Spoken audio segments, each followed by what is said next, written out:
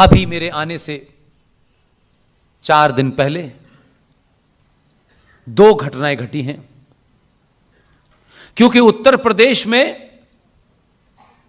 जो बैठा है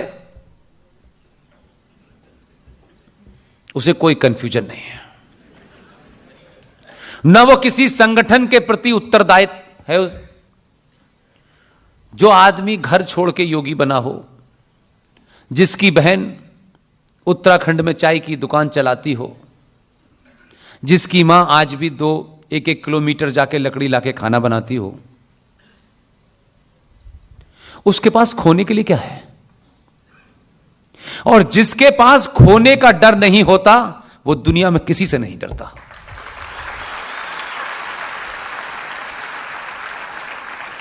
अभी हमने काशी के अंदर बाबा विश्वनाथ के सामने हमारी आस्थाओं और परंपराओं के तहत जहां जहां नंदी होता है उसके सामने शंकर जी का मंदिर होता है। लेकिन एक इस्लामिक जिहादी आक्रांता ने आकर के 1500 के आसपास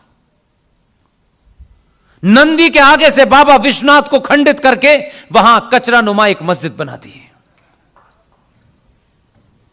और हम और आप रोज बनारस जाते हैं, बाबा विश्वनाथ की पूजा करते हैं और बाबा विश्वनाथ से यह मांगते हैं कि हमारी यह मुराद पूरी हो जाए। क्योंकि जो लोग उन्हें पत्थर समझते हैं, मैं उनकी बात नहीं कर रहा। हमारे यहां मंदिरों के अंदर भी जब तक भगवान की प्राण प्रतिष्ठा न हो जाए तब तक पूजा नहीं होती है। हम उसकी प्राण प्रतिष्ठा इसलिए करते हैं कि उस पत्थर के भगवान में हम जान डालते हैं, मानते हैं कि यह जीवित है, तब पूजा शुरू होती है। बरसा बरस से हम जा रहे हैं, हम वही थे। ऐसा नहीं है कि हम 2014 के बाद पैदा हुए हैं।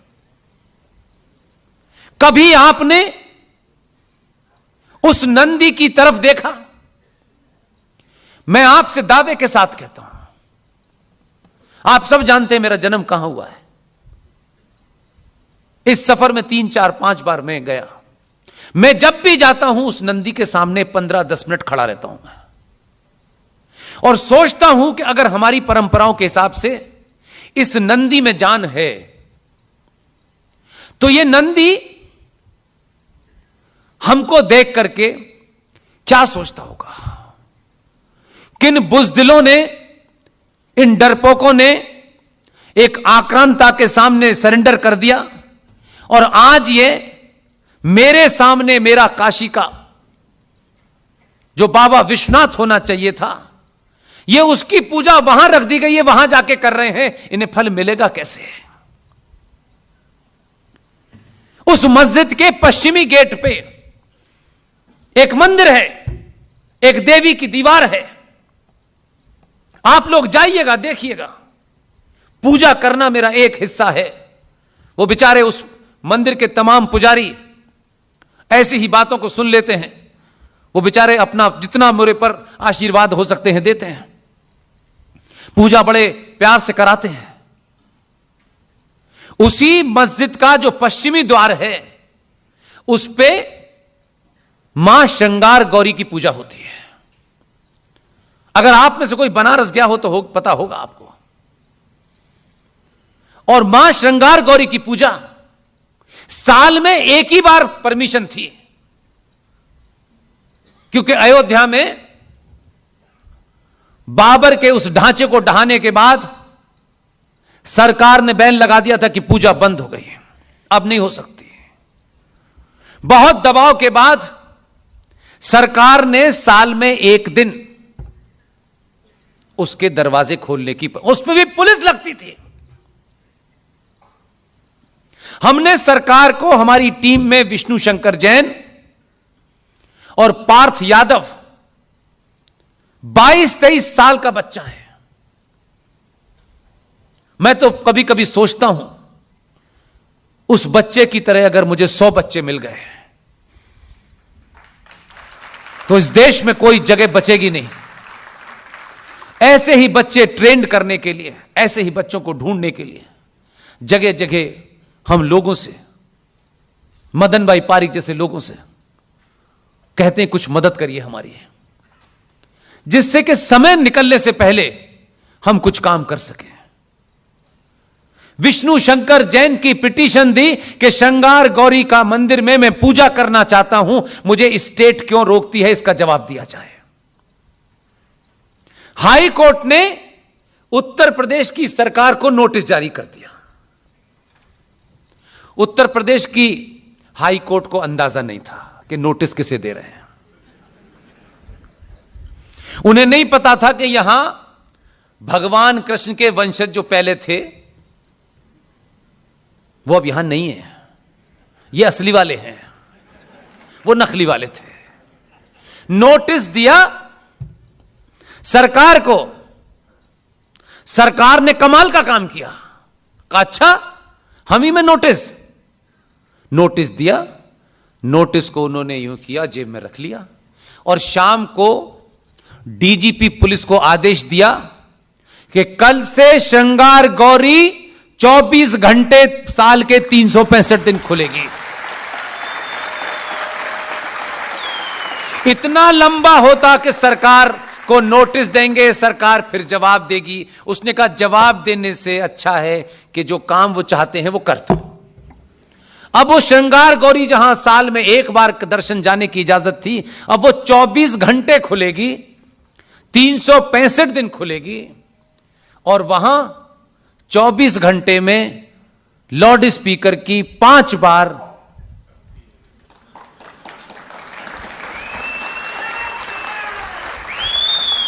इसलिए आपकी ताकत, फिर वही बोध कराना चाहता हूं, आपकी ताकत है। यह काम पहले भी हो सकते थे, कोई नई बात नहीं है। कुर्सी तो वही है, सीएम का ऑफिस तो वही है, सिर्फ रंग बदला है कपड़े का। तो उसने नोटिस का जवाब नहीं दिया। उनका अच्छा हमको नोटिस दिया, ठीक है, अच्छा आप ये नहीं नोटिस दिया, नोटिस ये लीजिए हमने कर दिया, खत्म कहानी। अब किसी को समझ नहीं आ रहा रोए तो रोए कहां। फिर अभी दूसरा जो हमारी टीम ने बनारस में अर्जी लगा रखी है, हमने माना कि सरकार ने कानून बना दिया है 1991 के तहत, लेकिन हमने भी सोचा है कि जो हम कर सकते हैं वो जरूर हम करेंगे। पिटीशन दी कि ये जो मस्जिद बनी हुई है,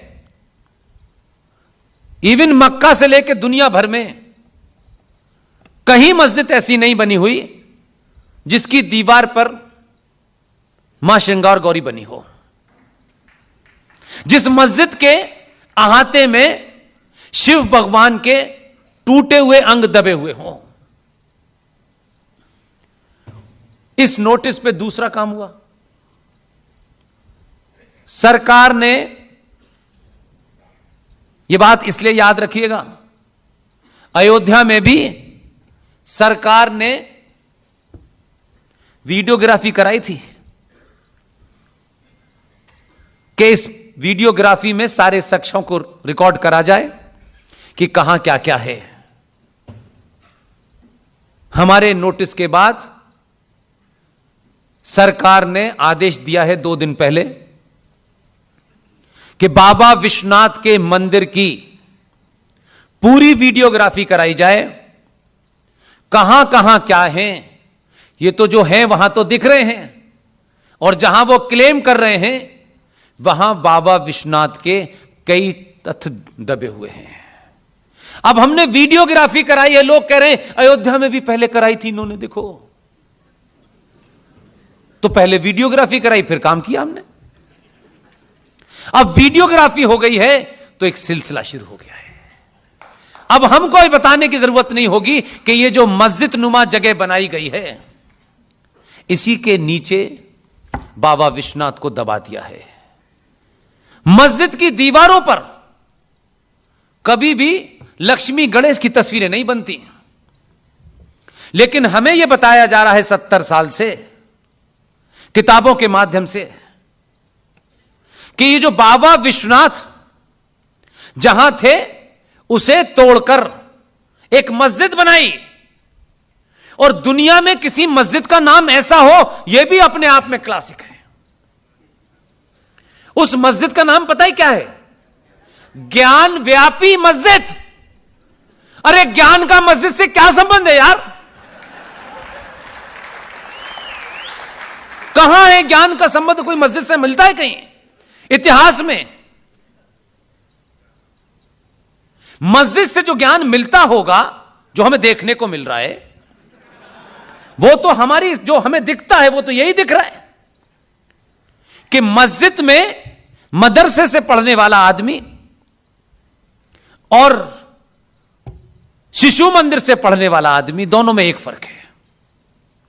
शिशु मंदिर से पढ़कर के आने वाला आदमी हवाई जहाज उड़ाता है और मदरसे से पढ़ के आने वाला एयरपोर्ट उड़ा देता है।